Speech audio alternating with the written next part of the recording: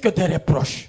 Il commence par apprécier et il descend dans les reproches, ce qui est différent de l'homme. L'homme commence par condamner, mais Jésus lui commence par apprécier avant de te reprocher. Que Dieu bénisse. Et la troisième chose, c'est quoi? Les recommandations. Les recommandations. Souviens-toi d'où tu es tombé. Relève-toi et rentre à ton premier amour. Ça, c'est la recommandation.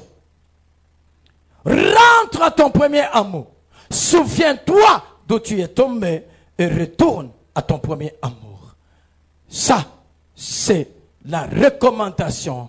Et la quatrième chose, récompense. Récompense. Récompense. La récompense. Et directement, j'aimerais que tu saches, il n'y a pas de récompense sans travail. Il n'y a pas de récompense sans œuvre. Pour que tu aies la récompense, tu as besoin de travailler. La récompense n'est pas gratuite. La récompense, nous la recevons comme étant les salaires. La récompense, c'est les salaires qui accompagnent le travail ou les services rendus. Lorsque on a travaillé, on a besoin d'un salaire, on a besoin d'une rémunération, on a besoin d'une récompense. C'est ça qu'on appelle récompense, c'est que ça accompagne le travail. C'est pour cette raison, la Bible dit, ceux qui sèment avec larmes, ils moissonneront avec chant d'allégresse. Lorsque je sème, c'est ça le travail que je rends, c'est ça les services que je rends. Lorsqu'on me paye, c'est ça la moisson, c'est ça la rémunération, c'est ça la récompense. C'est que la récompense n'est pas gratuite. La récompense, nous la recevons après le travail rendu. Après le travail rendu. C'est pour cette raison, j'ai pris 3 écritures pour te faire comprendre cela. 2 Chroniques chapitre 15, le verset 7. 2 Chroniques chapitre 15, le verset 7e. La Bible dit ceci. En 2 Chroniques chapitre 5, 15, le verset 7. Vous donc, fortifiez-vous et ne laissez pas vos mains s'affaiblir. Ne laissez pas vos mains s'affaiblir. Car il y aura un salaire pour vos œuvres. Les mains ne doivent pas s'affaiblir. C'est que si les mains s'affaiblissent, on ne travaille pas. Si les mains s'affaiblissent, on ne fait pas des œuvres. Si les mains s'affaiblissent, c'est qu'on arrête de travailler. Mais la Bible dit que vos mains ne s'affaiblissent pas. Fortifiez-vous. Fortifiez-vous, car il y aura un salaire pour vos œuvres. Là, la rémunération n'est pas gratuite. La rémunération n'est pas donnée aux gens qui croisent les bras. La rémunération n'est pas donnée aux dormeurs. La rémunération ou bien la récompense accompagne le travail. Lorsque je parle du travail, pourquoi tu es sur la terre? Qu'est-ce que tu fais sur la terre? C'est que sur la terre, pour que tu sois rémunéré, récompensé, et sur la terre, et au ciel, tu as besoin de travailler. C'est le travail qui provoque la récompense. Regarde la deuxième écriture en 1 Corinthiens chapitre 3, le verset 8e. 1 Corinthiens chapitre 3, le verset 8e, la Bible dit ceci. Celui qui plante et celui qui arrose sont égaux. Et chacun recevra sa récompense selon son propre travail. Celui qui plante et celui qui arrose, c'est que je peux planter, quelqu'un peut arroser, ou il peut planter, je peux arroser. Là, Dieu verra que j'ai travaillé et il y aura la récompense pour mon propre travail. C'est que la récompense n'est pas gratuite. La récompense, c'est la moisson. Nous avons dit, on ne peut pas parler de la moisson sans parler de la semaille. Tu ne peux pas moissonner sans avoir semé. Il n'y a que celui qui a semé qui peut moissonner. Il n'y a que celui qui a travaillé qui peut recevoir une récompense ou un salaire. Celui qui plante et celui qui arrose sont égaux et chacun aura une récompense pour son propre travail. C'est que la récompense est donnée après le travail. La moisson est donnée après la semaille. Je ne peux pas moissonner si au préalable je n'ai pas semé. C'est pour cette raison, aujourd'hui, lorsque quelque chose de bien t'arrive, c'est peut-être la prière que tu as semée l'année passée qui a fait à ce que tu moissonnes aujourd'hui. Que Dieu bénisse. Que Dieu bénisse. Oh, que Dieu bénisse. Et la troisième écriture, c'est que 2 Thessaloniciens chapitre 3, le verset 10e. 2 Thessaloniciens chapitre 3, le verset 10e. La Bible dit ceci. Car, lorsque nous étions chez vous, nous vous disions expressément, si quelqu'un ne veut pas, écoutez un peu ce qu'on dit. Écoutez ce qu'on dit. Si quelqu'un ne veut pas travailler, c'est que ici, il y a la notion de la volonté de la part de celui qui fait néant, tout celui qui ne veut rien faire. On dit que si quelqu'un ne veut pas travailler, qu'il fasse quoi? Qu'il ne mange pas non plus. Amen. Oh, amen. Alléluia. Si quelqu'un ne veut pas travailler, qu'il ne mange pas non plus. Je connais une dame qui avait un garçon à la maison. C'était son cousin. Pour elle, quand le cousin a mangé, le cousin doit aussi laver les assiettes. Parce que tu ne peux pas manger sans avoir fait quoi? Travailler. Ça signifie tu dois avoir aussi quoi faire dans la maison pour que tu puisses manger. On ne peut pas travailler, mais c'est toi qui fais quoi? La récompense vient après un travail. C'est que ici l'apôtre dit ceci. Quand nous étions avec vous, nous vous disions expressément que celui qui ne veut pas travailler, que lui-même ait honte de manger. Que lui-même ait la honte de manger en se disant, mais je n'ai rien fait ici. Pourquoi dois-je manger? Que Dieu bénisse. Oh, que Dieu bénisse. Et ceci m'a aidé à comprendre que si je travaille, mon travail, c'est une flèche aller et la flèche retour doit être la récompense. Lorsque j'ai dépensé mon énergie, j'ai dépensé ma sueur, je dois m'attendre à un salaire, je dois m'attendre à une récompense. C'est pour cette raison, si tu travailles dans une entreprise où tu as 4, 5, 6 mois impayés, que ça s'arrête à partir de ce matin au nom de Jésus. Je disais que ça s'arrête au nom de Jésus. Non, regarde, il y a des gens comme ça. Ils travaillent, mais ils n'ont pas de salaire. Ce matin, que Dieu te fasse grâce, qu'il te délivre de cet esprit. Je disais que Dieu te délivre de cet esprit. Je disais que Dieu te délivre de cet esprit. Toutes les fois que tu travailleras, que tu sois récompensé au nom de Jésus. Toutes les fois que tu travailleras, que tu sois rémunéré au nom puissant de Jésus. C'est que le travail, lorsqu'il est effectué, j'ai la récompense parce que le travail c'est une semaille. Je semais. Celui qui sème, il a droit à une moisson. Je ne peux pas s'aimer et je ne moissonne pas. J'ai fait de prières dans mon bureau avec une femme qui prie ici, qui a un champ. Et dans son champ, l'année passée, elle a semé, mais ce qu'elle a récolté n'était pas dans ses attentes. C'est que elle a plus semé que récolté.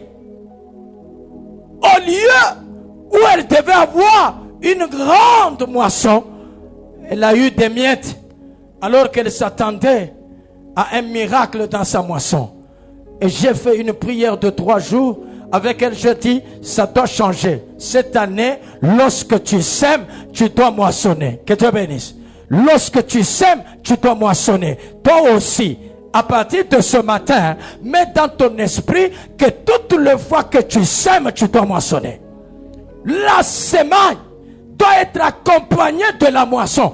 On ne parle pas de la moisson sans qu'il y ait eu la semaille. C'est que la semaille précède, c'est une saison. Et lorsque j'ai semé, je dois attendre la moisson. Et moi, je crois qu'à partir de ce mois de septembre, tu commenceras à vivre la moisson. Oh mon Dieu, oh mon Dieu. Est-ce qu'il y a quelqu'un qui est spirituel? Je disais, je crois, moi, qu'à partir de ce mois de septembre, tu vas commencer à vivre la moisson. Non, regarde, pour tout ce que tu as déjà fait, que ce soit pour Dieu, que ce soit pour les hommes, rassure-toi que maintenant, Dieu doit te récompenser. Et que la récompense te soit accordée au nom de Jésus. Maintenant, écoute. Alors, la récompense, ici, lorsqu'on parle des récompenses, les récompenses ne sont pas gratuites. 2, les récompenses sont données aux vainqueurs. Les récompenses sont données aux vainqueurs. Il n'y a qu'aux vainqueurs qu'on donnera les récompenses. Parce que celui qui n'est pas vainqueur, il n'a pas droit. Lisez, vous allez voir. Lisez, vous allez voir. Allons-y dans le livre d'Apocalypse, chapitre 2. Tu vas voir ça. Apocalypse, chapitre 2. Le verset 7. Qu'est-ce qu'on dit? À celui qui vaincra, je donnerai. À celui qui vaincra, je donnerai. À celui qui vaincra, je donnerai. Apocalypse chapitre 2, le verset 11. Pour la deuxième église, on dit, celui qui vaincra n'aura pas à souffrir. C'est que on a besoin du vainqueur. Le verset 17. Le verset 17. Que celui qui a des oreilles entende ce que l'Esprit dit aux églises. À celui qui vaincra, je donnerai. Je donnerai. Je donnerai. Je donnerai. Le verset 26. Le verset 26. À celui qui vaincra et qui gardera jusqu'à la fin mes œuvres, je donnerai. Je donnerai. Je donnerai. Lorsque vous prenez le chapitre 3e, le verset 5, celui qui vaincra sera revêtu. Celui qui vaincra sera revêtu. Pour la 5e église. Pour la 5e église. Le verset 12. Chapitre 3, le verset 12. Celui qui vaincra, je ferai de lui. Là, c'est la 6e église. C'est la 6e église. Et pour la 7e église, le chapitre 3 toujours, le verset 21.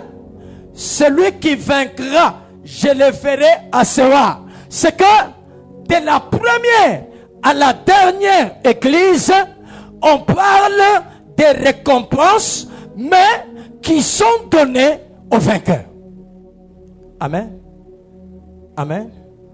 Les récompenses sont données à qui? Aux vainqueurs. C'est qui? Un vainqueur. C'est qui un vainqueur? Le vainqueur est celui qui n'arrête pas son travail au milieu. Le vainqueur est celui qui n'abandonne pas ce qu'il est en train de faire. Le vainqueur est celui qui arrive jusqu'au bout, jusqu'à la fin. C'est celui-là qu'on appelle vainqueur. C'est celui-là qu'on appelle vainqueur. Celui qui n'abandonne pas. Ah, c'est que un vainqueur est celui qui n'arrête pas. Ah, je suis en train de servir Dieu. Je sers Dieu parce qu'il y a eu un problème. J'arrête. Je ne suis pas vainqueur. J'abandonne. Je ne suis pas vainqueur. Le vainqueur est celui qui arrive à la fin avec ce qu'il a commencé. Voilà pourquoi la Bible dit, celui qui met la main à la charrue et qui regarde en arrière, il n'est pas digne. Il n'est pas digne. C'est que le vainqueur n'arrête pas. En d'autres termes, le vainqueur, c'est celui qui n'arrête pas sa marche. Est-ce qu'il y a quelqu'un qui marche avec Jésus? Je peux voir. Est-ce qu'il y a quelqu'un qui marche avec Jésus? Regarde, va avec Jésus jusqu'au bout. Je dis, va avec Jésus jusqu'au bout. Va avec Jésus jusqu'à la mort. Reste chrétien jusqu'à ce que Jésus retournera. Amen. Celui qui arrête, qui abandonne la foi. Celui qui abandonne la foi. Non. Celui qui abandonne la foi, il n'est pas digne. Et il ne peut pas recevoir la récompense parce que la marche avec Jésus, c'est la semaille. C'est la semaille. La vie que nous aurons, la couronne que nous aurons, c'est ça, la moisson ou la récompense. Il y a deux choses que nous aurons sur la terre, mais il y a des choses que nous aurons au ciel. Que Dieu bénisse. Oh mon Dieu, que Dieu bénisse. Quelqu'un peut m'aider à acclamer le roi. Merci de le faire bien. Merci de le faire bien. Amen. C'est que le vainqueur est celui qui reste ferme dans sa marche, qui va jusqu'au bout. Tu as commencé, n'arrête pas. Tu as commencé, n'arrête pas. C'est là que j'étais en train de dire, Matthieu est en train de beaucoup m'enseigner ces derniers temps. Matthieu 24, un chapitre trop bizarre, un chapitre trop compliqué à comprendre. Matthieu 24, c'est un chapitre difficile à interpréter parce que Jésus dit ceci: lorsque vous verrez l'abomination de la désolation dont a parlé le prophète Daniel, établi dans les lieux saints, que celui qui lit fasse quoi? Fasse attention. Que celui qui lit fasse attention. Lorsqu'on verra l'abomination, et nous avons dit l'abomination, c'est le fait de prêcher l'homme au lieu de prêcher Dieu. Plus parler de l'homme au lieu de parler, parce que lorsque l'église va aller dans l'enlèvement, le message qui viendra, ça sera un message qui prêchera l'adoration de l'antéchrist. Mais le chiffre de l'antéchrist, c'est le chiffre d'homme. Selon Apocalypse 13, c'est qu'on parle plus de l'homme. En d'autres termes, même aujourd'hui, lorsque une prédication parle plus des hommes que de Jésus, c'est une abomination. Que Dieu bénisse. Oh, que Dieu bénisse. Ainsi, il dit ceci: lorsque vous allez voir cette abomination-là établie déjà, que celui qui est sur les toits ne descende pas dans sa maison pour prendre ce qu'il a laissé. Oh, que celui qui est dans les champs ne rentre pas pour prendre son manteau. Rentrez pour prendre son manteau. se quitter là où j'étais déjà pour faire retour, pour rentrer en arrière. Et j'ai dit que le champ, c'est un homme. Le champ, c'est un homme. En d'autres termes, c'est Jésus qui est le champ. Parce que Isaac, en bénissant Jacob, en Genèse 27, 27, il dit, voici, l'auteur de mon fils est l'auteur d'un champ que le Père a béni. C'est que son fils Jacob ici, c'est un champ que Dieu avait béni, mais le vrai Jacob, c'est Jésus-Christ. En d'autres termes, c'est lui qui est déjà dans les seigneurs, qu'il ne retourne pas en arrière lorsqu'il verra l'abomination. Que Dieu bénisse. Le temps est mauvais. Le temps est déjà mauvais. Et lorsque tu verras ces choses, si tu es déjà quelque part, ne retourne pas. Amen. Avance dans la marche avec Jésus. Continue dans la marche avec Jésus. Est-ce que ce que tu étais et ce que tu es, c'est la même chose? Est-ce que la manière dont tu les servais et aujourd'hui, c'est la même chose? Est-ce que la crainte que tu avais et celle que tu as aujourd'hui, c'est la même chose? Est-ce que la prière, la vie de prière que tu avais et celle que tu as aujourd'hui, c'est la même chose? Est-ce que la manière dont tu lisais la Bible pendant que toi tu venais te croire et aujourd'hui, est-ce que c'est la même chose? Est-ce qu'il y a quelque chose qui a changé? La Bible dit que celui qui est dans les champs ne retourne pas pour chercher son manteau. Ne retourne pas pour chercher son manteau. Parce que lorsqu'on dit à Bartimée, Jésus t'appelle, Bartimée doit laisser son manteau. C'est ça, n'est-ce pas? Ouais, il doit laisser son manteau. Il doit partir.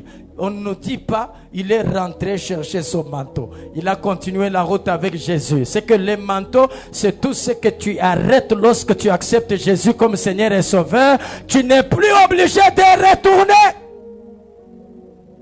Je dis Amen à ta place. Non, je dis Amen à ta place. Que Dieu bénisse. Ah, il y a deux choses que tu as arrêtées lorsque tu as accepté Jésus. C'est que lorsque tu es en lui, ne retourne plus à ces choses. Ne retourne plus. Mais non, la récompense n'est pas donnée à ceux-là qui retournent. La récompense n'est pas donnée à ceux-là qui arrêtent. Mais la récompense est donnée à ceux qui feront la marche avec Jésus jusqu'à son retour. Je prie que Dieu te fasse grâce afin que tu ne t'arrêtes pas dans la marche. Que Dieu te soutienne afin que tu ne t'affaiblisses pas dans la marche. Bien-aimé, ça devait être notre prière. Seigneur, que je n'arrête pas la marche avec toi. Que je ne quitte pas ton chemin. Que je n'abandonne pas ta voie. Que je reste. Parce que il est écrit qu'il est le chemin, la vérité et la vie. Si je suis dans le chemin, c'est que je suis en lui. Si je suis en lui, c'est que je suis sur le chemin, que j'aille jusqu'à la fin avec lui. Amen. Amen. Va jusqu'à la fin.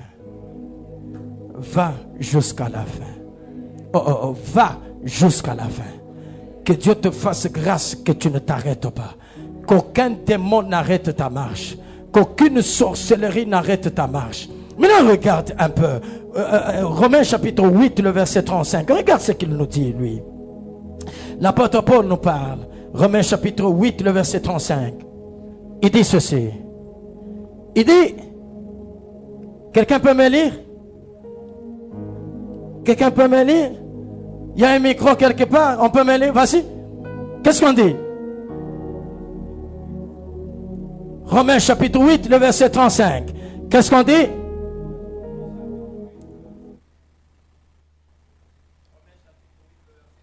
Oui. Qui nous séparera de l'amour de Christ? Sera-ce la tribulation, ou l'angoisse, ou la persécution, ou la faim, ou la nudité, ou les périls, ou l'épée? Écoute, ça c'est la question qu'on pose. On dit, qui nous séparera? En réalité, en parlant de qui? on voit un homme. Mais ce qu'on cite, ce sont des situations qui peuvent faire à ce que notre marche s'arrête. Je suis dans la marche avec lui. Nous sommes en train de marcher ensemble avec Jésus parce que je lui ai donné ma vie et je lui ai dit que je serai attaché à toi jusqu'à la fin. Ainsi, l'apôtre dit, qui nous séparera de l'amour de ce Christ-là à qui j'ai donné ma vie? Qui nous séparera? Et on cite maintenant les situations qui peuvent faire que la marche s'arrête parce que te séparer de Christ, c'est suspendre ta marche. Et lorsque tu suspends la marche, tu ne peux pas avoir la récompense. La récompense est donnée au vainqueur. Et le vainqueur est celui qui continue la marche jusqu'à la fin. Amen. Alléluia. Alléluia. Que Dieu fasse de toi un vainqueur. Je disais que Dieu fasse de toi un vainqueur. C'est ton amen qui m'étonne comme si tu n'as pas besoin de la récompense. Que Dieu fasse de toi un vainqueur. Alléluia. Qui nous séparera? On parle maintenant. On dit, est-ce que c'est parce que je ne suis pas marié que je dois arrêter ces choses? J'ai beaucoup prié, j'ai prié, j'ai prié, j'ai prié. Mais écoutez, est-ce que nous avons accepté Jésus pour se marier? Est-ce que j'ai donné ma vie à Jésus pour que je me marie? J'ai beaucoup cherché le travail, mais je n'en trouve pas. J'arrête, c'est bien. Mais pose-toi la question, est-ce que Jésus est mort à la croix seulement pour que tu travailles? Est-ce que je lui ai donné ma vie pour que j'aie le travail? C'est que aucune situation ne doit nous empêcher de continuer la marche avec lui. Et on énumère ces choses. On dit même pas la fin. Même pas la fin. Comment je peux être chrétien, mais mes enfants dorment ma famille? Comment je peux être chrétien, mais les bailleurs est en train de menacer, de me chasser de sa maison? Comment je peux être chrétien, mais jusque-là, mes enfants n'ont pas encore commencé l'école, alors que je suis chrétien, je parle en langue? Bien aimé, la chrétienté n'est pas le matériel. Merci. Merci. Ça peut te choquer, mais c'est ça l'évangile. Tu peux ne pas accepter ça, mais c'est ça la parole que Jésus t'envoie ce matin. La récompense appartient à ceux-là qui sont vainqueurs. Ils marchent, ils continuent la marche jusqu'au bout. Ils n'abandonnent pas, ils n'arrêtent pas, ils ne se séparent pas de lui, tout simplement parce que je n'ai pas donné ma vie à Jésus pour le matériel, mais j'ai donné ma vie à Jésus pour la vie. Oh mon Dieu, j'ai donné la vie à Jésus pour la vie. Amen. La vie est plus que le matériel.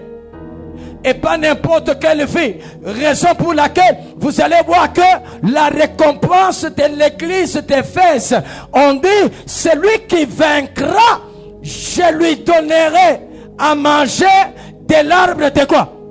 De vie. C'est que la récompense ici, c'est l'arbre de vie. Jésus ne te dit pas, je donnerai la maison, je donnerai les vêtements, je donnerai la prado. Non, celui qui vaincra, je donnerai quoi? L'arbre de quoi? L'arbre de quoi? De vie.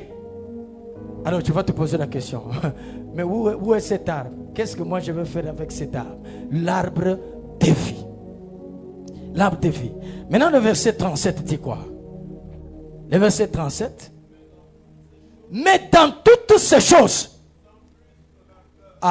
donc nous sommes déjà plus que vainqueurs.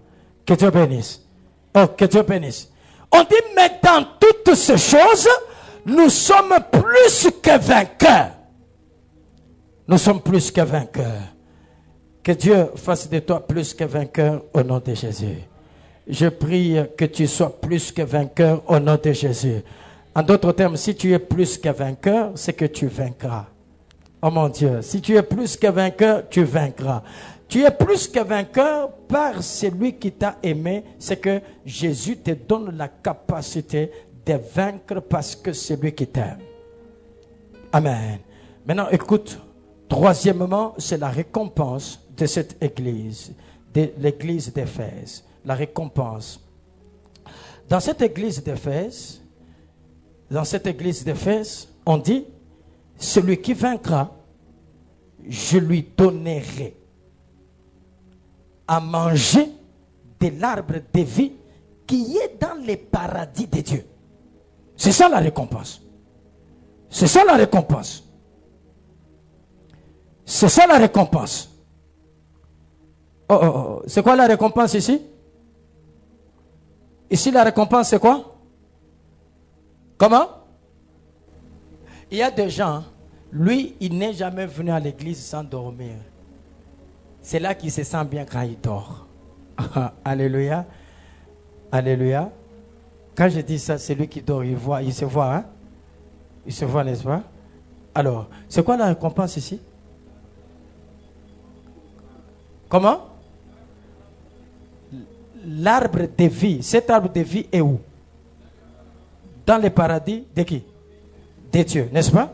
Très bien. Maintenant, analysons un peu ça et puis nous finissons le message. Analysons ça, nous terminons le message. Celui qui vaincra, je donnerai à manger l'arbre de vie qui est dans le paradis de Dieu. L'arbre de vie qui est dans le paradis de Dieu. Genèse chapitre 2, le verset 9. Genèse chapitre 2, le verset 9. Sois attentif ici, nous chutons. C'est ça la partie que tu dois plus comprendre. Parce que c'est la récompense. S'il te plaît, écoute. Oh mon Dieu. Le chapitre 2 de Genèse, le verset 9. Lire dans ma Bible, ça pourra m'aider. Là-bas, ça me freine. Écoute, c'est toi qui me lis? Mais pourquoi ton micro ne donne pas? Mais Steve, toi tu es comment? Oh. Un peu rapidement, s'il te plaît. Oui. Agréable à voir. Oui. Et bon à manger. Oui. Et l'arbre de la vie au milieu du jardin. Écoute. Et l'arbre de la connaissance du bien et du mal. Ici, Dieu fait l'arbre de vie. Où? Il a mis ça où? Attention.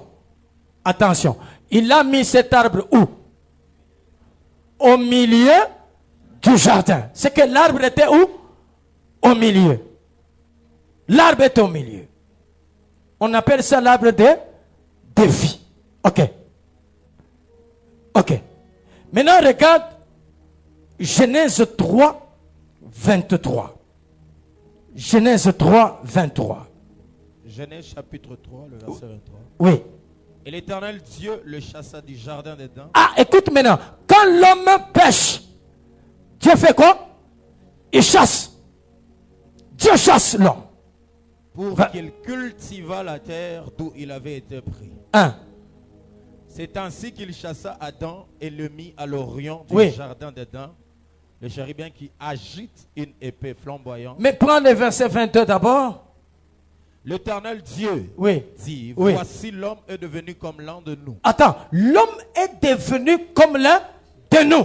Faisons quoi? Pour la connaissance du bien et du mal, empêchons le mal. Attends. Faisons quoi?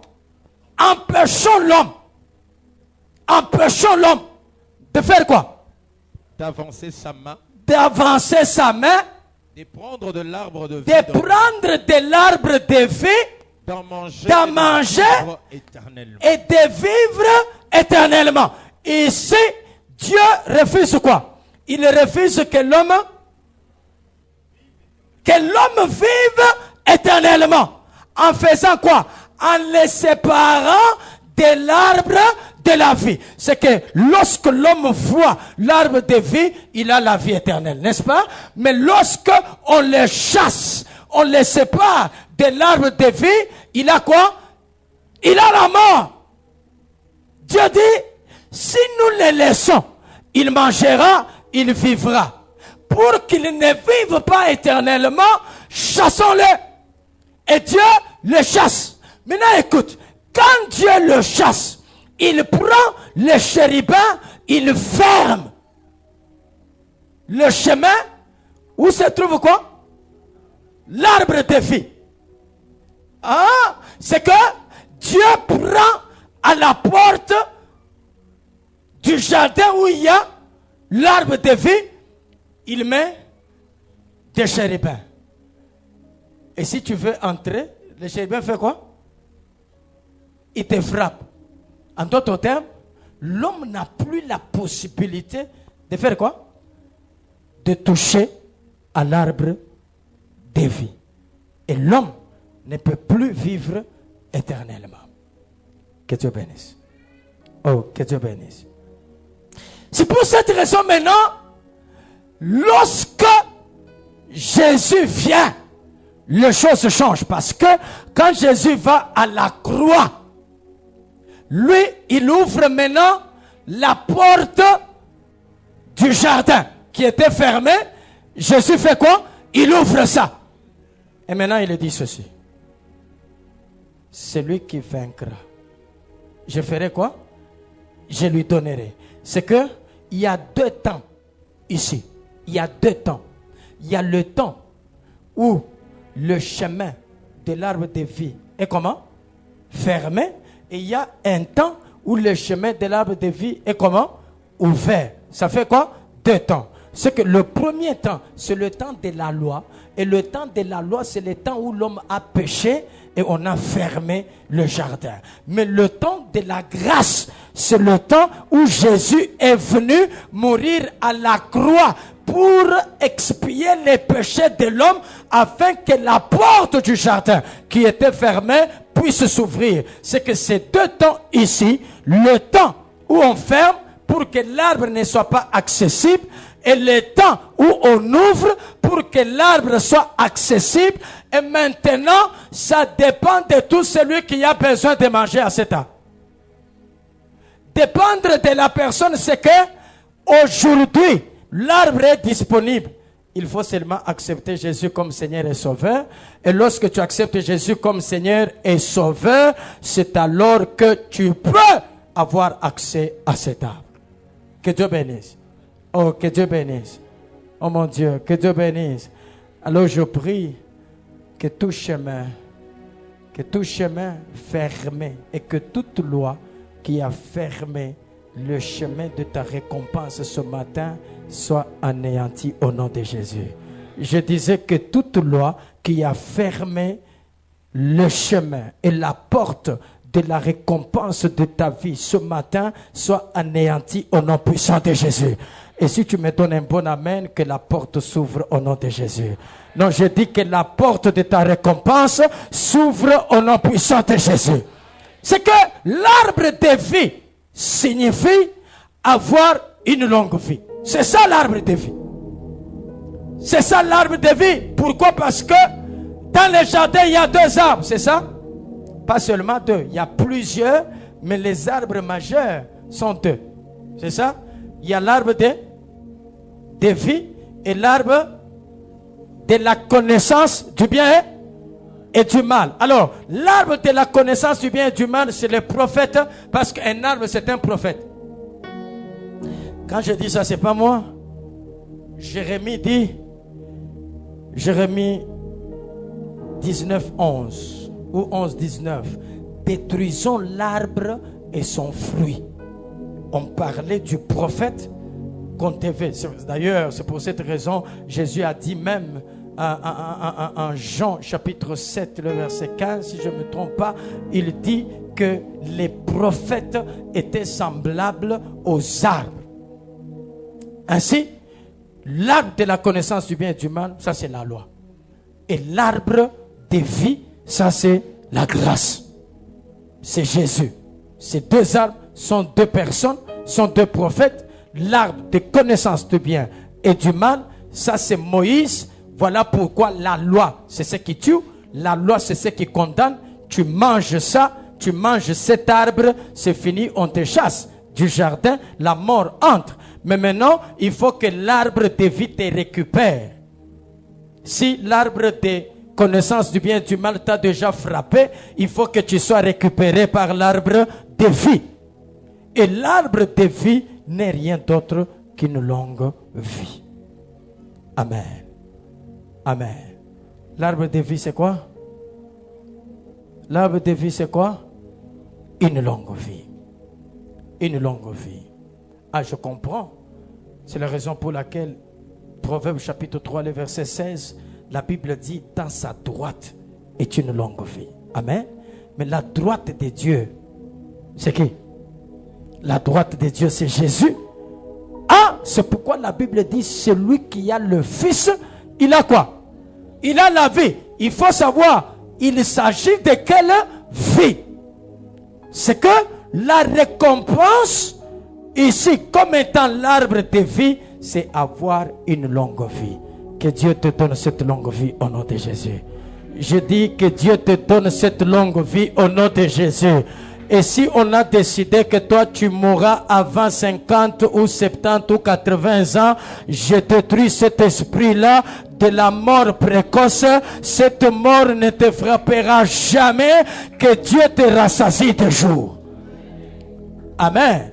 C'est que c'est possible que si Dieu est avec toi physiquement, tu vis longtemps et la vie éternelle t'accompagne aussi. Et l'arbre de vie, comme étant la récompense, ici, c'est une longue vie. Que Dieu t'accorde une longue vie. Je disais que Dieu t'accorde une longue vie. Oh, que Dieu t'ajoute les jours. Que Dieu t'ajoute les années. Que Dieu te rassasie de jours sur la terre. Ne meurs jamais avant ton temps. Ne meurs jamais avant ton temps. Je veux que Dieu fasse avec toi comme Moïse. La Bible dit que Moïse est mort sur l'ordre de l'Éternel. Oh mon Dieu, sur l'ordre de l'Éternel. Écoute, ne meurs jamais sur l'ordre des sorciers au nom de Jésus. Je disais, ne meurs jamais sur l'ordre des sorciers au nom de Jésus. Ne meurs pas sur l'ordre de la loi des familles au nom de Jésus. Que Dieu te rassasie tes jours. Que Dieu t'accorde une longue vie. C'est que quand tu fais ce que tu fais, comme étant service, tu sers Dieu. Tu sers Dieu. C'est la semaine et tu moissonneras la récompense qui est une longue vie. Mais cette longue vie peut être physique, mais aussi spirituelle, parce que lorsque Jésus apparaîtra, tu monteras dans l'enlèvement pour vivre les milléniums. Amen. Alléluia. Alléluia. Que Dieu bénisse. Et que cette récompense t'accompagne au nom de Jésus. Que cette récompense soit ton partage au nom de Jésus. Pendant que tu acclames, que Dieu soit en train de faire de toi un homme, une femme qui vivra longtemps. Pendant que tu acclames, que Dieu t'ajoute les années, que Dieu t'ajoute les jours, que Dieu te fasse grâce, que personne ne te tue avant ton temps. Que personne ne te tue avant ton temps. Si Dieu n'a pas encore dit,